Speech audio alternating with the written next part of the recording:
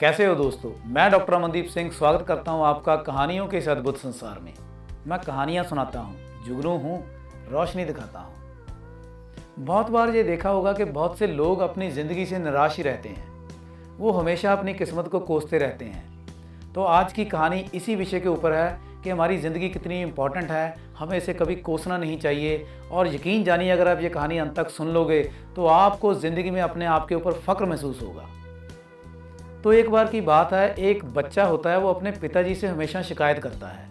उसे शिकायत है कि उनका घर बड़ा नहीं है, उसे शिकायत है कि उसके पिताजी के पास पैसा नहीं है, उसे शिकायत है कि उनके पास बढ़िया गाड़ी नहीं है, उसे शिकायत है कि उनके घर में टीवी नहीं है, सोफ़ा सेट नहीं है, अच्छा बेड नहीं है। कहने की बात सिर्फ ये है कि वो हमेशा अपने घर में जो कमियां वही ढूंढता रहता है। पिताजी उसे बहुत समझाने की कोशिश करते हैं, वो कुछ देर के लिए तो समझता है, लेकिन 2-4 दिन बाद फिर उसकी वही बात होती है कि मेरे साथ वाले लड़कों के साथ ये है, उनके पास ये है, उनके पास ये है और हमारे पास क्यों नहीं है। पिताजी बहुत बार उसे समझाने की कोशिश करते, लेकिन हर बार उनकी कोशिश व्यर्थ ही जाती। अब वो सोच रहे होते हैं कि इसको समझाया जाए तो कैसे समझाया जाए। तो चलिए, समय निकलता है और एक दिन पिताजी उस बच्चे को घुमाने के लिए मेले में ले जाते हैं। बच्चा आज बहुत ही खुश है, क्योंकि मेले में इतनी भीड़ को देखकर वो बहुत आनंदमय महसूस करता है। वहाँ पर बड़े बड़े झूले देखता है और पिताजी को कहता है कि पिताजी बहुत ही अच्छे झूले हैं। उसे वहाँ पर अच्छी अच्छी पकवानों की दुकानें दिखती हैं और वो कहता है कि यहाँ पर तो बहुत ही अच्छे पकवान बन रहे हैं, ऐसे पकवान जैसे उसने आज तक कभी नहीं देखे। वो देखता है कि कैसे खिलौनों से लदी हुई हैं दुकानें, और वो तरह तरह के खिलौनों को देखता है, उसे बहुत ही मज़ा आता है। और वो देखता है कि कैसे कपड़ों की दुकानें भरी पड़ी हैं, कितने रंग बिरंगे तरह तरह के कपड़े वहाँ पर लटके पड़े हैं। उनको देखकर वो बहुत ही आनंदित हो जाता है और एकदम से मेले में भगदड़ मचती है और उसका हाथ अपने पिताजी के हाथ से छूट जाता है। अब वो जब आगे जाता है, वो देखता है कि पिताजी कहाँ गए। वो एकदम से घबरा जाता है। वो इतना घबरा जाता है कि आगे फिर वहाँ पर पकवान पक रहे हैं, लेकिन उसका पकवानों की तरफ कोई ध्यान नहीं है। उसकी निगाह बार बार, उसकी नज़र बार बार भीड़ में से अपने पिताजी को ढूंढती है। आगे झूले भी चल रहे हैं, लोग हंस रहे हैं, खेल रहे हैं, झूले झूल रहे हैं, लेकिन ये परेशान है कि मेरे पिताजी कहाँ खो गए। आगे कपड़ों की दुकानें लदी पड़ी हैं, बड़े सुंदर सुंदर वही पोशाकें हैं जो उसने पहले अभी देखी थी, लेकिन अब इन पोशाकों की तरफ उसका ध्यान नहीं है। उसकी नज़र बार बार अपने पिताजी को ढूंढती है। उसका मन बैठता जा रहा है, वो डर में गरका जा रहा है कि मेरे पिताजी कहाँ चले गए। अब उसे खिलौने, कपड़े, अच्छे पकवान, झूले कुछ आनंद नहीं दे रहे होते हैं। वो इतना घबरा जाता है कि ज़ोर ज़ोर से रोने लगता है। वहाँ पर भीड़ इकट्ठा हो जाती है और एकदम से भीड़ में से जब उसके पिताजी वहाँ पर आते हैं तो वो एकदम से अंदर से खुशी महसूस करता है, भागकर अपने पिताजी के साथ लिपट जाता है। पिताजी भी उसे अपनी बाहों में जकड़ लेते हैं, उसकी पीठ पर हाथ फेरते हैं और कहते हैं, बेटा घबराओ मत, मैं आ गया हूँ।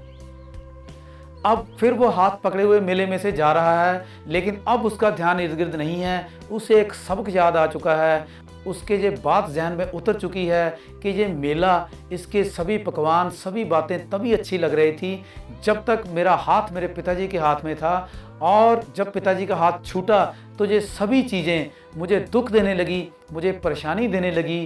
तो आज उसने ये सबक सीख लिया कि मेरे माँ बाप ही सबसे ज़्यादा इम्पॉर्टेंट हैं, क्योंकि इन्हीं की वजह से जो ज़िंदगी में है वो खुशियाँ हैं। अगर ये नहीं है तो ज़िंदगी की कोई खुशियाँ आपको खुशियाँ नहीं दे सकती।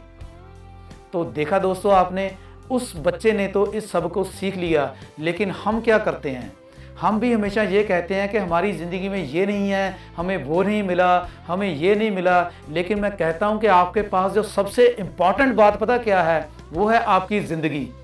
आपकी ज़िंदगी आपके बाप और माँ के समान है। आपकी ज़िंदगी आपके गुरु के समान है। आपकी ज़िंदगी ही आपके लिए सब कुछ है, क्योंकि ये जो जीवन आप लिए बैठे हो, ये बहुत सी योनियां हैं। हमारे धर्म ग्रंथ कहते हैं कि 84 लाख योनियां हैं जिनको ये मानवीय चोला नहीं मिला है, जिनको ये मानवीय शरीर नहीं मिला है, और वो तरसते हैं कि कैसे वो मानव बन पाएँ। और हम मानव बन चुके हैं, हमें इसकी कभी भी श्रेष्ठता जो है वो महसूस नहीं होती है।